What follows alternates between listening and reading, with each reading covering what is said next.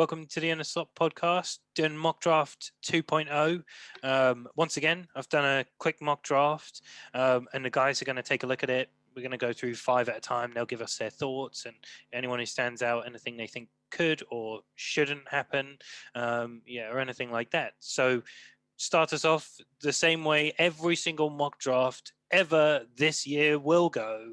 Number 1, Jacksonville Jaguars select Trevor Lawrence, quarterback from Clemson. Number 2, New York Jets taking Zach Wilson from BYU, again another quarterback. Miami Dolphins taking offensive tackle Penei Sewell from Oregon. Number 4, the Atlanta Falcons taking Justin Fields, quarterback from Ohio State. And number 5, Cincinnati Bengals taking Jamar Chase, wide receiver from LSU. Henry, initial thoughts? Yeah, 2 things stand out to me. The first one is Fields at 4. And it definitely feels like over the last week or two, Fields has really dropped in a lot of rankings. I've seen people with him as their 5th quarterback, which seems nuts. Halfway through the season, he was, 1B, essentially, just behind Lawrence. I've now seen people with Lance and Mac Jones ahead of Fields. So really interesting. Falcons have got the choice of the 3 there. In this instance, they go Fields. Be really interesting to see if they stick there or even they may trade down if they like Fields based on everyone else's perception. The other thing is I really don't like the pick for Miami. I think you can trade down and still get Sewell. Maybe they're worried about the Bengals grabbing him. But I think the gap between Sewell and the 2nd and 3rd tackle, particularly Rashawn Slater, is closing. So I don't really like that pick for Miami in that situation. Yeah, agree, Henry. And my opinion is the same on both of those players. If I were the Dolphins, I wouldn't be taking Penei Sewell. And if I were the Falcons, is Justin Fields the 3rd best quarterback? I equally agree. I've been massively down on Justin Fields. Conversely, massively up on Mac Jones. Trey Lance, I'm undecided, but I don't think I would be taking a quarterback in this draft at 4, to be completely honest. Chris, what are your thoughts on the first 5? Like you said, very similar to most other drafts we'll see. Certainly the top end. Trevor Lawrence, yeah. Zach Wilson, yeah. I don't think the Miami go offensive tackle. I think Penei Sewell is going to go 5 to the Bengals. I think that's pretty much a cert. I think I still like Justin Fields. I like what he brought in the college bowls. I'm not sure, like you said, I haven't seen any recent mocks or anything like that. So maybe if the value is dropped from other teams and other scouting reports, maybe they could drop down and pick him up later on. But I still like Justin Fields as a player. Thanks, Chris. And, we did our wide receiver episode last week. We all had Jamar Chase as wide receiver 1. In Henry's case, he had Kyle Pitts as pass catcher 1. But let's talk about a scenario then. If you're the Bengals and Penei Sewell and Jamar Chase are there, who do you take out of the 2 of them? Connor? Well, I've seen Sewell drop even lower than this. So in some mock drafts. So I don't know. I think for them, potentially the wide receiver is more valuable in their minds and for what they might want to take. But yeah, I've seen a lot of different mock drafts for Sewell, and I've seen him go for the Jets at 2. And I've also seen him drop to the Cowboys at 10. So that'd be fantastic for us. But yeah, no, I think Bengals would probably more value out of a wide receiver. Interesting point, Connor. Does recency bias play a factor there, Henry? That was my point, Josh. I think that's the great question that you've posed there. Is the Bengals are probably going to be in a position to get Sewell or their top receiver or one of the top receivers, and I imagine that's what their war room is going to be deliberating over for the next 6 weeks to 2 months. I think they would probably go tackle, just like you said, because they've just had the number 1 overall pick have a horrific injury while getting tackled. So I think that's probably the way they go. Like you said, recency bias might be playing a part. Yeah. Well, we'll see. I'll look forward to that. It's so nice when you got storylines and you got teams that you kind of say, in reality, they've got this choice, and what do they go with? And it all becomes, rudimentary. We see what actually happens on the night. But let's move on to the next 5 slots. So at number 6, we've got the Philadelphia Eagles taking your man, Henry, Kyle Pitts, tight end from Florida. I know we talked about it on that episode, and that's where you said Kyle Pitts should go. So credit where it's due. Number 7, Detroit Lions take Trey Lance, quarterback from North Dakota State. Number 8, Carolina Panthers take Rashawn Slater, offensive tackle from Northwestern. Then you got the 2 cornerbacks. So Denver Broncos, this time I've got them taking Caleb Farley, cornerback from Virginia Tech. And that leaves Dallas Cowboys with Patrick Surtain, cornerback from Alabama. Connor, what are your initial thoughts as a Cowboys fan, and what are your thoughts on the overall 5 just then? I mean, I know it's probably most popular for us to have a cornerback, but I think the place that needs most addressing for us is in our O-line as well.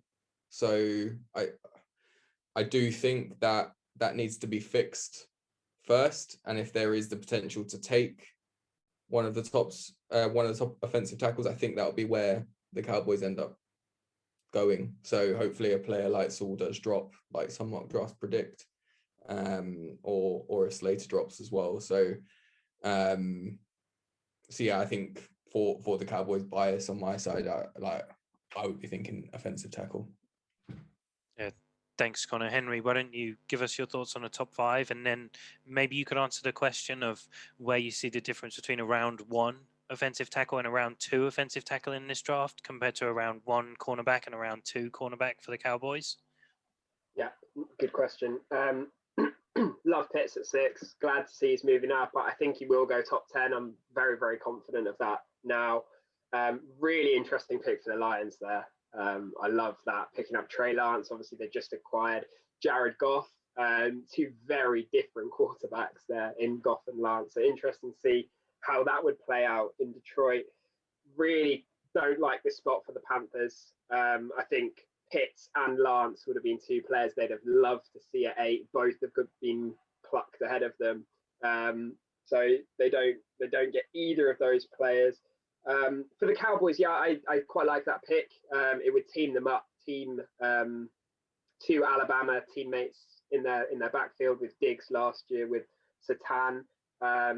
But Farley's clearly my cornerback 1. I think there's a bit of a gap there. So I like the pick for the Broncos. I think he's a standout cornerback. I really like your question about round 1 tackle or cornerback, or even receiver versus round 2.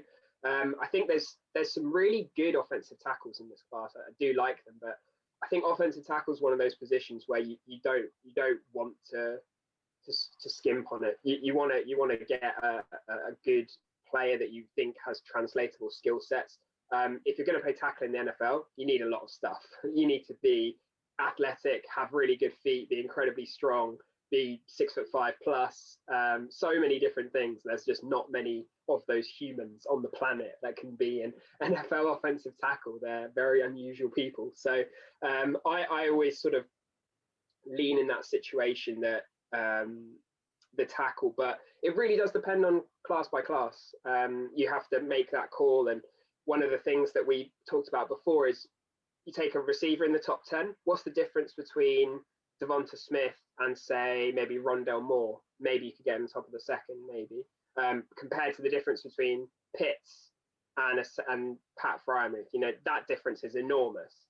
And the same with tackle. I do feel that the gap between those top 3 or 4 tackles is larger than the gap between a first-round cornerback and a second-round cornerback in this particular class. Yeah, thanks, Henry. And yeah, interesting to hear that, because I was actually expecting the opposite. I thought it was a really deep offensive tackle class, but you made such a good point. Why scrimp on a position of such value when late round talents at cornerback are far more readily found in the NFL? They're not easy to find, but they are more readily found than a late round tackle. Chris, what do you make of that pick 6 through 10? Yeah, we discussed Kyle Pitts last week, and obviously Henry was, as you said, promoting him to go to the Eagles. Obviously, they've got Zach Ertz, had a down year. Dallas Goedert also had a down year. He plays the tight end too. Do they move on from Ertz after what was a disappointing season? So Kyle Pitts definitely is probably up there, as we said, sort of top 2, top 3 pass catchers. Whether the Eagles need him if they've got Goddard, I'm not sure. But certainly, I like if you were to go to the Panthers. I think Ian Thomas there. I think they're moving on from him. I could be wrong there. But I don't think he goes to Detroit. Obviously, they've got Hawkinson. I do like Trey Lance there. Again, as Henry said, sort of sniping the Panthers, who look set to remain with Teddy Bridgewater unless they can get a deal done with Deshaun Watson. So I like Trey Lance there. And then the cornerbacks, as you said, they're top 10 talent. So I think that's where they're going to end up. Thanks, Chris. And now we'll kind of go through the next 5. And I think this is where you start to see some of the fun picks, and you really get to have a bit more fun when you're mocking. Suddenly, you got an idea of where you can match up what you really think would happen. Number 11, and this one seems to be going everywhere. Everyone seems to agree. New York Giants, Jalen Waddle. They finally get that receiver, finally get to prove if Daniel Jones is the guy. Obviously, wide receiver from Alabama, spent most of last season injured. At 12, the San Francisco 49ers, they take a dip into the cornerback well, take J.C. Horn from South Carolina. Number 13, the Chargers, they take the third best tackle in the class, offensive tackle, Christian Darrisaw from Virginia Tech. Minnesota Vikings bolster the interior of the offensive line with some O-line versatility, tackle versatility. Elijah Vera Tucker from USC, and the New England Patriots somehow at number 15 snagged the Heisman winner Devonta Smith, wide receiver from Alabama. Henry, initial reactions on that 5. Yeah, like you said, Josh, this is where you see more variety in the picks. Apart from Waddle, I really like that pick for the Giants. I think, as you said, Josh, this is it. Daniel Jones, show us what you can do with a premium talent like Waddle at receiver. So I really like that pick for the Giants. 49ers is, I think, such an interesting pick. I think there's 3 places they could go. One of them's Horn. Richard Sherman looks like he's on his way out. They do need a cornerback there. I think Trent Williams, their left tackle, who was the highest graded tackle in all of football for PFF at age, I think he's sort of 35 now. So that was incredible. He's hitting free agency. So you could see a Darrisaw or a Slater there as well, potentially. And then I think there's a chance this is one of the highest picks that Mac Jones could go. I think there's a chance they take a dip there on this occasion. What was your thoughts on Waddle over Smith there for the Giants, Josh? Yeah, it's a great one, Henry. It's a tough call. I think one of the few positions where there's a general stat line which translates for college success to NFL success is production at the wide receiver position, and not many receivers have come out of college with better production than Devonta Smith. So it is a difficult decision to make. Like we discussed on our wide receiver breakdown, Devonta Smith is the one of the 3 which has a genuine knock, which is his size. And I think NFL teams get easily scared off prospects, and that's just it. You know, if Jalen Waddle was there last year, does he produce to that extent? And I don't think he does. No way could he possibly have. And I just think Jalen Waddle brings far more upside to the team. Chris, what about your thoughts? What did you make of that 11 to 15 pick slot? Well, I don't need to say any more about Jalen Waddle. Like you said, he's pretty much going there everywhere. I would like to see the Chargers pick up a wide receiver. So I can't see Devonta Smith falling to 15. But I think we talked about it last time. The young quarterbacks, certainly in your mocks, Josh, the young quarterbacks, the teams were protecting them with O-linemen. So obviously Penei Sewell and Joe Burrow, and then obviously Justin Herbert with the Chargers. So I would love to see them pick up another talent, another receiving pass catching option, but I think they're going to go O-line with them. Thanks, Chris. And Connor, you obviously talked about the Cowboys with their offensive line needs. If you're the Chargers at 13 and one of the top 3 tackles in this class is there. Is that what you're going to go for as well? Yeah, I mean, I was actually reading something earlier on Twitter from a Chargers fan who fully believes that after this draft class, they will be the best team in the NFL. So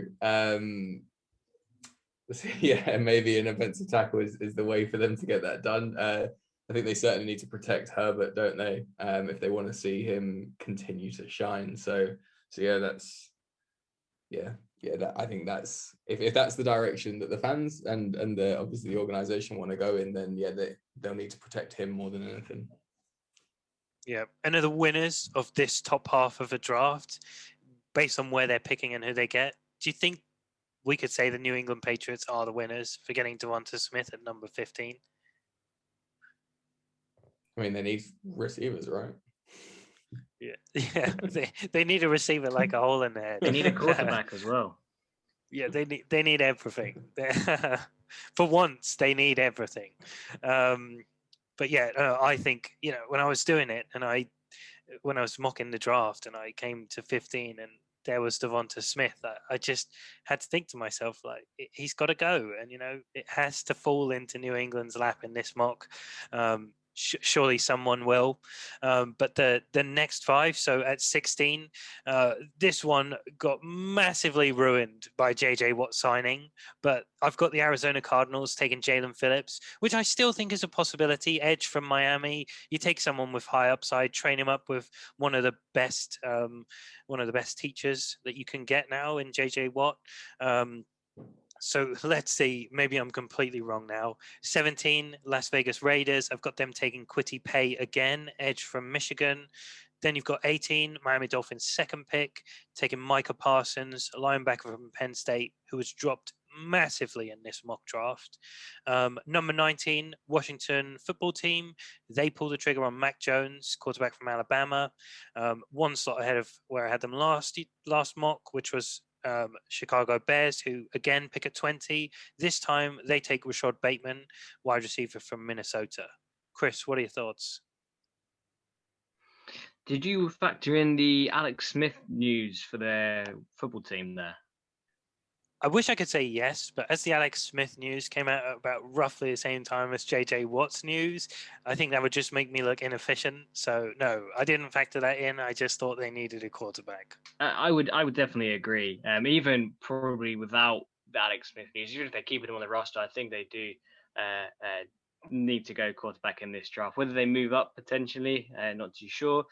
Micah Parsons, interesting he's dropped there for you. I think that's a good spot, especially with the news of Kyle Van Noy being released from Miami. Thanks, Chris. Henry, any thoughts from your side? Yeah, very high for Jalen Phillips, but obviously he's undoubtedly one of the most talented, explosive edges in the class, in sort of a up and down edge class that now seems to be rising on the whole. I think that is an interesting pick there. Really like Paye to the Raiders. I fully expect them to go edge, and I think Paye is who I would mock to them. Parsons, huge drop, but I think Miami, that's great value at 18 for the caliber of player that we're getting. The knock on Parsons seems to be that people don't know where he'll play. Doesn't seem like a true edge, doesn't seem like a true off-the-ball linebacker. So I think he's maybe suffering from that sort of tweener, not knowing where he's going to play at the moment. And yeah, as we Chris just discussed there with Washington, they don't have a quarterback.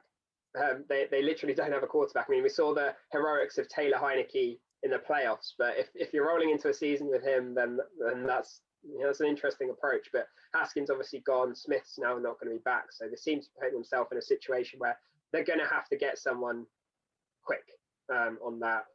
Bateman rising over some of the other receivers that we talked about before. Looks like they're going to lose Robinson, so big-bodied receiver. I quite like that fit. Yeah, thanks. And yeah, I agree with Rashad Bateman. We kind of discussed it. Doesn't necessarily fit in as any of our number 4 receivers, but yeah, big-bodied receiver, probably one of the few left that you can consistently rely on. And obviously with Michael Parsons, still worth highlighting. He's got these off-the-field concerns. We still don't know about the allegations going on. could end up not even being drafted on the night, at least in the first round. So, yeah, that would be a shame from a talent perspective, but we'll see what happens there. Going to massively swing any mock draft. The next slot of picks, I've got 21, the Indianapolis Colts, taking a swing at the offensive tackle class. They take Samuel Cosme from Texas. 22, Tennessee Titans get Gregory Rousseau, another edge from Miami. 23, the New York Jets with their second pick. They take a wide receiver to match with Zach Wilson. They get Kadarius Toney, wide receiver from Florida. We said our piece on him. Pittsburgh Steelers, they bolster that terrible offensive line, get some inside O-line talent. Creed Humphrey from Oklahoma.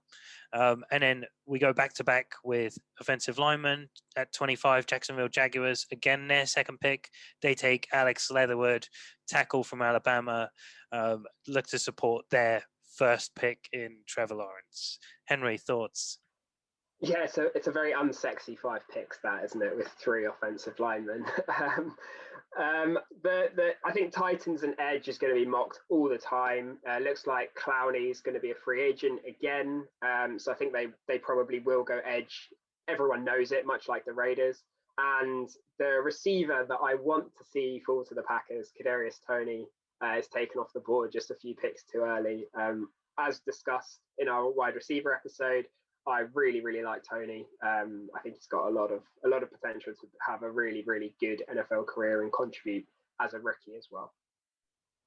Thanks, Henry. And Chris, what do you think? We've got Marquise Pouncey's heir apparent here, Creed Humphrey. Would you rather see the Steelers focus on a center, a guard, or a tackle? I'm assuming offensive line. Just to mention on Toney, I really hope he doesn't go to the Jets. That would just be just disappointing. Just disappointing. In terms of Pittsburgh, it has to be O-line. Obviously, huge loss of Pouncey. We've still got DeCastro, Villanueva, so we've still got big players, but they are getting on. So we definitely need some fresher blood in there. I haven't looked too much at Creed Humphrey, so I don't know too much about him. But saying we'll be going O-line, give a bit more protection, and hopefully give whoever is a halfback just more space and more opportunities to make yards and make plays. Yeah, Chris, I don't know if you remember last mock draft I did, you were kind of saying take Najee Harris. Now you've had a chance to look at the running back class. Are you all in on offensive line round 1? Oh yeah, definitely. and maybe take Chuba Hubbard in round 3 or something instead. Yeah, or who was not Michael Carter, Javonte Williams. Yeah, pick him up later on. That would be better. Yeah, yeah. Well done. You come around. And so the next 5, 26 Cleveland Browns. I got them taking Christian Barmore, defensive tackle from Alabama, or interior defensive line, if you want to classify it that way. 27 Baltimore Ravens. They go for edge, Azeez Ojulari from Georgia. New Orleans Saints, they take Greg Newsome, the second, cornerback from Northwestern. Then I've got Green Bay Packers, 29, taking Trevon Jenkins, right tackle from Oklahoma State. Then I got 30 Buffalo Bills, taking Jeremiah Owusu-Koramoah, linebacker from Notre Dame. And obviously, I know, Henry, you want to say your piece about the Packers, but just quickly before I do that this is the second linebacker being taken, which is so different than most mocks I've seen. And the last mock I did at number 30, we're only seeing a second linebacker. It's a really strong linebacker class, but linebackers in the NFL just aren't valued the same way, kind of like running backs. Do you think that's really caused the drop in this mock? Henry, sorry, Yeah, I do, Josh. Yeah, I think that's interesting that you've got there. And the two guys who you have got mocked in this first round or in the top 30 are, athletic, absolute freaks. They can cover. They can cover a tight end. They can cover a running back. And I've started to look into Owusu-Koramoah's tape a bit more now, because I've started to see a couple of mocks with him above Parsons. And he is, like electric around the field, can lay huge hits, very fast sideline to sideline. So I think that'll be a really interesting pickup for the Bills. I think they're losing Matt Milano, linebacker, this year as well. So Interesting pick up there. Greg Newsom II, not someone I've seen in the first round of many mocks, not someone I know a huge amount about, actually, Josh. What made you elevate him over someone maybe like Asante Samuel Jr., someone that I'm interested in potentially with the Packers there? It's a really good question. And I think it really poses a question which we'll have to explore a bit more, which is, where do you rank these cornerbacks after the first two and the third one? And for me, I'll admit my knowledge isn't amazing. I wanted to mock draft someone slightly different, and Asante Samuel, I'm not sold on him just yet. Greg Newsom, I think he works well in the slot, but he's got versatility. So I think it's a scheme fit more than anything. But yeah, I've got to analyze more to understand where they really sit. But it's just an intriguing prospect which I wanted to mock to the Saints. Yeah, definitely someone I'll check out a bit more now, having seen your mock in more detail, Josh. Christian Barmore, 26, seems like great value. Really, really good value there for the Browns. I think that's a really nice pick for them. I think he's been mocked. I've seen him in the top 10 initially and seems to be gradually sliding down. Again, that's a position where unless you're really, really elite in the Chris Jones, Aaron Donald mold, it's not something that's going to move the needle for a team. But I like that pick for the Browns. And yeah, if I'm allowed, I'll go off on my Packers segment for a little bit now. So last time, Josh, you had Davian Nixon, who I've seen has dropped out of your round one now. This mock, we've got Tevin Jenkins of Oklahoma State. Do like him as a prospect. I think, as you said, Josh, probably a right tackle, but has some interesting physical traits. I like this pick a lot more than the first mock, so thank you for that, Josh. But obviously still very disappointed that I'm not getting a receiver. Rick Wagner, our sort of experiment replacement from Brian Bulaga, is already being cut 1 year into his contract. So we need someone. We need an offensive lineman. I think we'll probably try Elshon Jenkins at right tackle.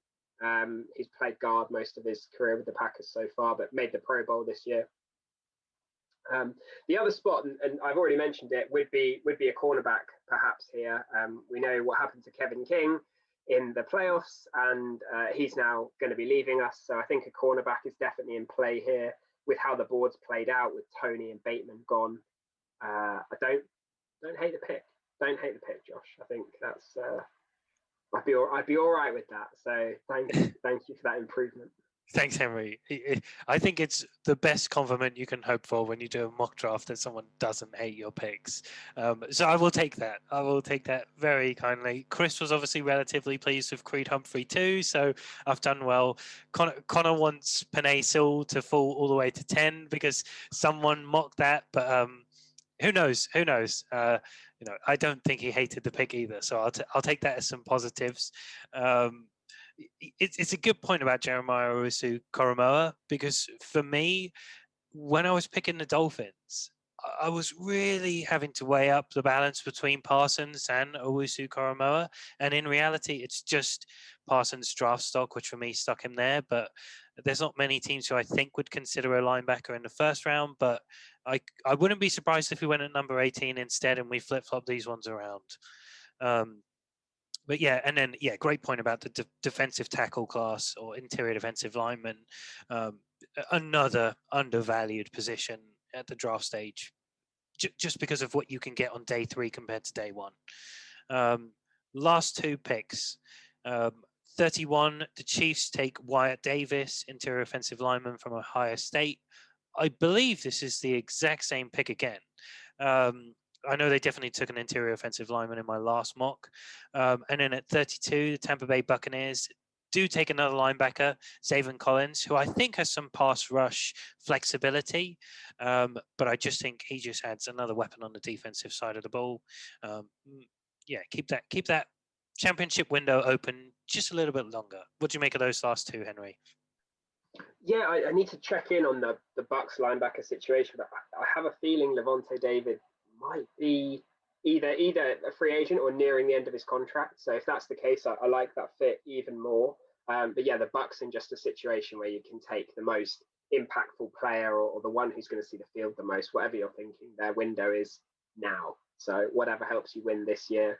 And yeah, the Chiefs almost the same, isn't it? I think you could see a receiver there.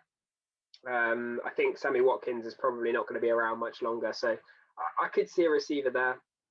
But yeah, I don't mind interior offensive line. Obviously, the offensive line broke down significantly in the Super Bowl, mainly from the edge, and they are getting their guard back, Duvernay Tardif. But yeah, don't mind either of those two picks. They're very good football teams. It's hard to fill too many needs. They're both very good.